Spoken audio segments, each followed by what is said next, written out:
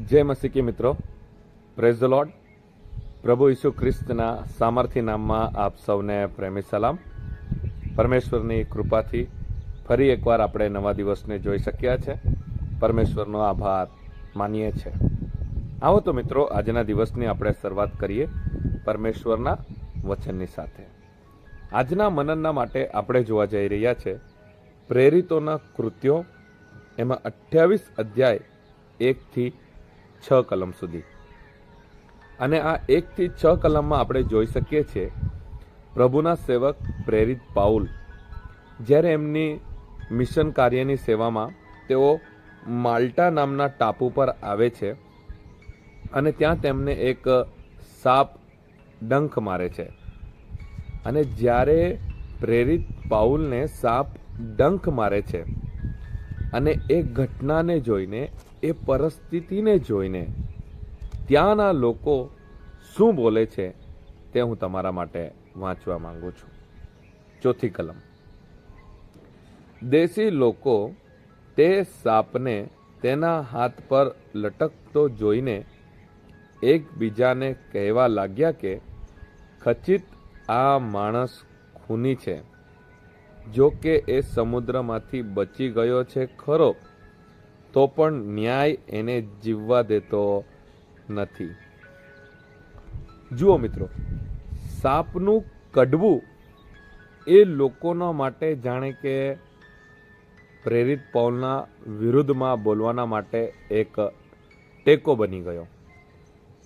સાપ કડવું એ કોમન પણ હોઈ શકે અથવા અન્ય કંઈ કારણો હોઈ શકે, પણ ત્યાંના લોકોએ એ પરિસ્થિતિને કેવી રીતે કહ્યું કે આ પાપી છે, એને સજા મળી છે, અથવા તો આજની ભાષામાં આપણે જોઈએ ને તો કંઈક આવા શબ્દો, હા, એણે જેવું કર્યું ને તેવું એને મળ્યું, એને લાયક જ છે, એની હાથે આવું જ થવું જોઈએ, એ વ્યક્તિ આવો જ છે. ઝડપથી ન્યાય કરવામાં આવે છે. પણ જ્યારે આગળ આપણે વાંચીએ છીએ તો બાઇબલ એમ કહે છે તેને કંઈ પણ ઈજા થઈ નહીં.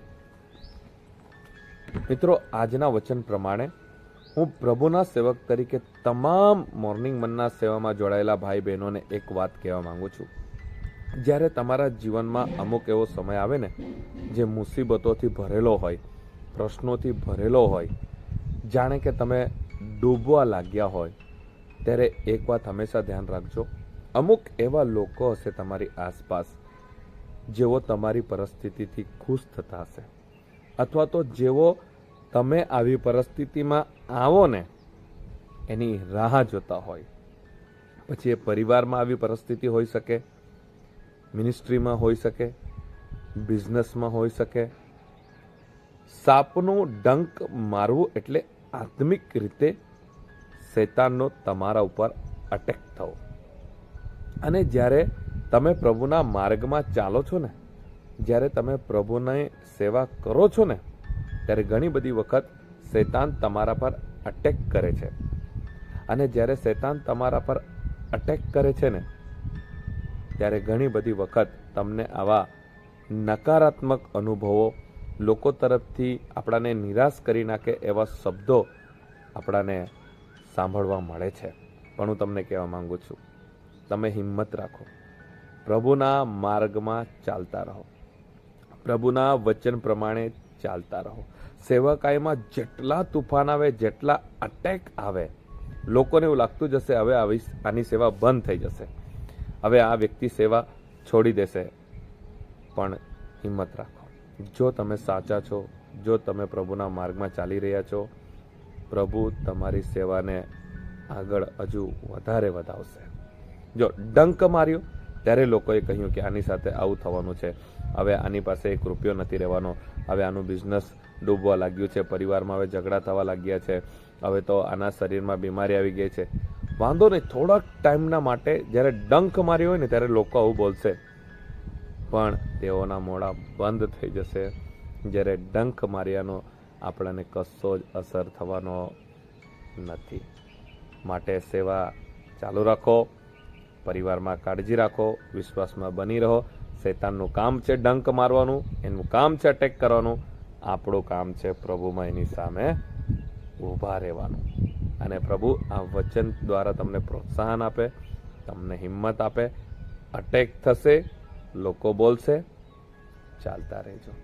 જેઓ બોલતા છે તેઓ ઓટોમેટિક ચૂપ થઈ જશે, કારણ કે અટેકથી આપણાને, આપણા પરિવારને, આપણી સેવાને કશો જ અસર થવાનો નથી.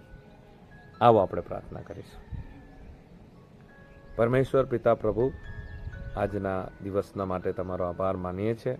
આજના તમારા વચનના માટે આભાર માનીએ છીએ. મોર્નિંગ મનના સેવામાં જોડાયેલા તમામ ભાઈ બહેનોના માટે મારી પ્રાર્થના છે. જો લોકોની નિંદાથી, લોકોના શબ્દોથી, લોકોના વ્યવહારથી જો તેઓ નિરાશ થયા હોય, જો શૈતાનના અમુક હમલાઓથી તેઓ નિરાશ થયા હોય, આજના મોર્નિંગ મન્નામાં આજના વચન પ્રમાણે તેઓ પ્રોત્સાહિત થાય, તેઓ વિશ્વાસમાં મજબૂત થાય અને તેઓ આજે વિશ્વાસ કરી લે કે શૈતાનનો અટેક જે ડંખ મારવામાં આવ્યો છે એનાથી કશી જ અમને અસર થવાની નથી. ધન્યવાદ તમારા વચનના માટે. દિવસની શરૂઆત કરીએ છીએ. અમારા પરિવારને, અમારી જરૂરિયાતોને, અમારા સેવાને, આજની મુસાફરીને તમારા હાથમાં સોંપીએ છીએ. તમારી કૃપા બનાવી રાખજો. અમારા જીવન દ્વારા તમારી સેવા થાય, તમારો મહિમા થાય. ફરી એકવાર તમારા હાથોમાં સોંપાય છે. દિવસની શરૂઆત કરીએ છીએ. પ્રાર્થના પ્રભુ ઈસુના સામર્થ્ય નામમાં માંગીએ છીએ. આમેન. થેન્ક યુ મિત્રો.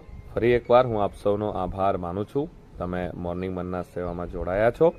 અને ફરી એકવાર હું તમને કહેવા માંગુ છું, શૈતાનનું કામ છે અટેક કરવાનું, લોકોનું કામ છે બોલવાનું. પ્રભુમાં બની રહીશું અને એ ડંખનો, અટેકનો કશો જ અસર આપણાને થવાનો નથી. પ્રભુ તમને આશીષ કરે. God bless you. Have a nice day.